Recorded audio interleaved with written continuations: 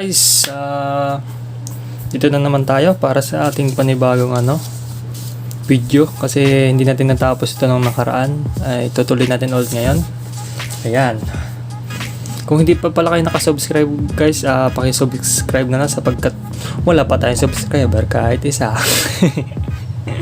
Yun lang guys, yun. Tutuloy na pala natin to. Guys, ito pala correction ko lang to. Itong isang to, diba tatlo to? Yan, diba tatlo yan. Ito palang isa niyan, itong isang yan, nagpunta pala to sa positive pala yan nagpunta itong isa. Pero itong dalawang to, yung dalawang yan, sana yan, dito yan nagpunta sa negative na yan. Pero ito isa sa positive yan. Yan guys. Ay, tutuloy na ulit natin. And yun. Ang pala muna natin, saka na muna itong mga to. Ito, saka na yan. Tapos saka na to dito ulit. So next na lang ulit natin yan. And tuloy natin sa naman tayo sa AC. Output muna tayo. AC output. Yan. Okay guys. Ayun ka na natin to. Mabilis lang siguro itong video to kasi ilang naman yung topic natin eh. Yung para dito yung connection nito. Dalawang to. Pero tingnan natin kung maiksi lang ng video. Tingnan natin. Okay guys, umpisa na natin. Guys. Diba, tayo yung mag-umpisa muna tayo sa AC in. Input to input. Inverter. Guys, ang gawin ko na lang ganito. Yang, di ba ito sa Nyam inverter. Ang gawin ko diyan, ko na lang pinaka parang schematic diagram niya na. Kasi ang hirap na kasi isiksik sa mga ganito eh. Kaya gagawa na lang bagong dito lang sa bagong papel. Ayan. Sige, ito na ulit. Okay, inverter into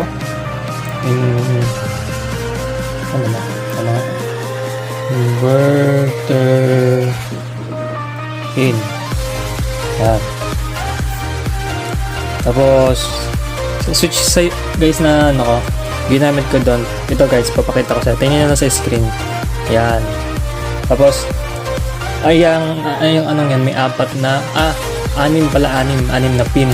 Kasi guys, yung itsura na ng loob niyan, ganito kasi yan. Diba ito switch yan. Ito switch to. Switch yan, diba? Switch. Di ko nalagay sa baba kasi magsisikip na sa taas. Yung switch na yan, di ba? Anim na pin. Yan. Yan kasi guys, di ba makikita natin yung switch ganito pag naka-side view tayo. Yan, di ba? Nakaganyan. Yan. So, yan dito yan. Tapos ito yung pin yan. Bali, anim yan. Tapos, nakaganyan yung side niya. Ang mangyayari kasi dito, may connection dyan. Yan yung magkakaroon ng connection. Ibig sabihin, ito, may ka dito. May ganyan ka. May supply ka dito. Tapos itong gitnang to, magkakaroon rin yan ng supply dito. Yan. Ganyan yung mag-i-itsura niyan. Line 1 to. Line 1, line 2. Mangyayari dyan, magkakaroon ng supply itong gitna ng line 1, line 2. Yan. Kung ito naman may supply naman dito na line 1 rin, line 1, isa, line 2. May supply naman tayong ganyan, line 1, line 2. Ganun din yan, halimbawa, nagbaligtad naman to, kung makikita ang switch na to, ganito naman magiging itsura niya, halimbawa. Ganyan naman, baligtad naman. Dito naman yung baba niya. Yan naman yung baba niya. Tapos, dito naman yung taas. Mangyayari naman dyan, mag-switch naman guys dyan. Ito naman, kung nasa baba. Yan. So, mangyayari, ito, mag-o-open to, magkakat yan. Tapos, yung switch niya dito mapupunta. Yan. Tapos, mangyayari, patay na to. Wala na yan, patay na yan. So, mangyayari dyan, yung supply nitong dalawang to, pupunta naman ulit siya sa gitna. Kasi yung gitna nito parang gagawin mo common eh. Yan. Gagawin mo parang common yan. Yan. Tapos ito namang dalawang terminal dito, di ba may supply rin yan na AC. Parang itsura niya ba ano, yung parang MTS, parang ganyan, MTS. Yan yung ginawa ko dun eh. Kasi yung gagawin ko ano sa probinsya, may inverter pa kasi ako isa doon, may isa pa inverter doon. Yung tapos naggawa pa ulit ako ng isa pang inverter. Yung isa, modified sine wave. Tapos yung bago kong gawa ngayon, yung pinakita ko sa inyo, yun yung pure sine wave na inverter. Yun. Yung nasa probinsya, yun yung nandun, modified sine wave yun. Kaya, guys, ang gagawin ko sa setup na to, dalawang inverter, tapos modified at sine wave yun. Kaya, ang ginawa ko guys, gumamit ako ng ganito. Yan. Itong switch na to. Yan, makikita nyo sa screen. Tingnan nyo. Yan. Tapos, ito na guys. Dito na tayo. Yan. Tapos, may ano tayo dito. Saan ba mag-umpisa? Ano muna tayo? Yung inverter switch muna tayo. Ito guys, switch na to. Lalakihan ko na lang para makita nyo ng ayos. Yan. Yan. Diba ito?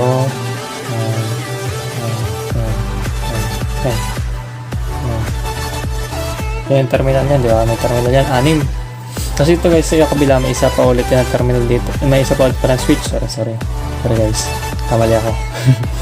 Yan. Isa pa ulit yung switch dyan ulit. Ganun rin, pares rin siya. Magkapares na dito. Bali, 6 rin na terminal yan. Yan. 6 na terminal. Kasing ganito na guys, mangyayari dyan. Ito kasing isang switch na to. Ang kaya ko guys, ginagawa pa ako ng isang switch na ganito. Kasi sa probinsya guys, di ba nandito ako sa Manila. Tapos yan, isa-set up ko to solar kasi ito eh. Isa-set up ko tong solar na to sa probinsya. Sa mga lola at lolo ko, doon ko lalagay. Kaya, naggawa ako guys nito para to sa sun off niya, sun off. Sa sun off. Dito ko lalagay. Sun off. Tapos spelling ko. Ayan. Sa sun off. Ito guys, yung sun off na ito yung ito makikita niya dito sa isa. Kung makikita niya ito. Yan. Ito yun. Yung module na yan. Yung ano pala, tag dito. Parang pwede siyang switch. Ang maganda pala guys dito sa sun off na to. Pwede mo siyang gawing switch. May power monitoring, voltage, may kung ilang amps siya. Tapos, ang maganda pa guys dito, pwede nyong limitan. Halimbawa, nakaset doon sa sun off na yun, 300 watts or 200 watts. Yung sinet up nyo. Yung sun off na yun ng 200 watts. Pag guys, tumampas yun ng 200 watts, ang mangyayari, magkakat guys yung yung relay sa loob. Mamamatay yung power ngayon nito. Mamamatay yung output niya. Kaya maganda doon, parang safety siya pag naka-safety. Yun. Kaya yan, natin to. Tuloy natin. Diba, ang design kasi nan guys, nisa sa loob niyan, sa loob ng sun off na yan. Ano yan, yung itong unang terminal, out, dito, out nga, out. Tapos, ito, ground. Ito, dalawa, ground. Tapos ito, in. Yan. Tayo natin terminal yan dyan. In, tapos itong dalawa dito. Neutral to. Neutral. Tapos itong isa, live. In, ito yung live. L to, pero ito rin, L rin to. Live rin, kaso out. Yan. Out yan. Tapos, di ba, yun na guys. Nakita nyo ganyan. Ngayon dito naman tayo. Ang connection nito guys, ganito. Itong dalawang to, yung dalawang yan, pupunta to dito. Di ba, kita ko sa inyo isa nating yung una-una natin. Di ba guys, dito sabi ko sa inyo, may madami dito terminal block. Yung terminal block na yan, yung pinakadulo niyan, output yan, output yan papunta sa yung mismong output na mismong ginawa kong parang inverter na box. Yun na mismo yung yan, output. Tapos yung ano nung dito, yung dalawang sunod, diyan papasok ngayon si inverter. Ito yung sinasabi ko sa inyong modified sine wave. Modified. Paano siya modified? Basta dito pala papasok si modified sine wave, MSW inverter. Yan. Ano sa parang tagal ko kasi hindi pumasok eh. Kaya nagubotlogs tayo sa spelling Yun, basta guys, yung modified sine wave dito. Ito yan. Dito. Yan yung input niyan. Ito guys, gagawin natin dito. Ito na yung magiging input. Ito ngayon si modified MS wave inverter. Yan. Tapos guys, ito yung pure sine wave natin. Yung dalawang yan. Yan. Tapos kung makikita nito, dito yung galing sa Sunyama natin. Sunyama pala to. Ipala yan. Mali yung kasi hindi ko masyadong kabisado eh. Kasi medyo tagal ko na kasing ginawa eh. Tapos hindi ko pa ulit siya nabubuksan ulit. Basta yan guys, ganyan yung setup niyan. Yan, ito yung output niyan, ito. Dito na napunta. Tapos yun ang nangyari dyan, kaya ako nilagyan ulit ng ito, kaya papaliwanag ko sa inyo. Kaya ako nilagyan ulit ng ganitong switch yan. Para, in case na masira si Son off, kasi wala nga ako sa probinsya ang mga tatay lang doon, ang mga inay. Siyempre, hindi naman sila marunong mag-ayos kung sakaling masira. Diba? Hindi rin naman natin alam kung tatagal to eh. Itong device na to eh. Kaya ang ginawa ko, naglagay pa ako ng sun switch dito. Okay guys, ganito yan ha. Itong na to, diretso na yan dito. Diretso na yan dyan. Tapos ito, diretso na yan dito. Diretso na yan dyan. Tapos, diretso na yan dyan guys, di ba? Tapos yung isa naman ito, dito yan. Dito ulit tayo nag-connecta ng punta tayo dito sa line. Wait lang, lagay rin natin ito. Punta siya dito sa line in. Neutral muna tayo. Tapos dito tayo sa line 1 in. Dito yan, papasok yan dito.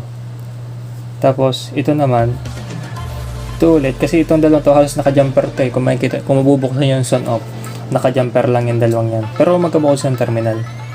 Yan. Halos connected yung dalawang yan sa loob. Pag bubuksan yan sa loob, makikita nyo yan. Yan. Punta siya dito ngayon sa input natin dito.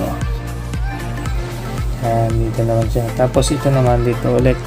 Ito sa out na dito, diretso yan dito.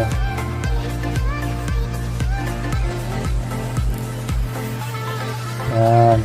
Yan guys, ganyan setup niyan. Yan. Ganyan na yan guys, setup niyan ngayon. Tapos, ganito yan guys. Diba, halimbawa, hindi naman natin akalain na kung kailan masisira itong si modified sine wave natin kasi hindi naman siya ganun hindi naman siya ganun hindi natin alam kung gano'ng katibay yun o kung gano'n siya tatagal. Kaya guys, ang setup niyan, may switch na ganyan yan. Yan, may switch yan dyan. Para in case na masira to, mag-blackout tong isang to, ang mangyayari, may ano pa tayo, may isa pa tayong backup dito.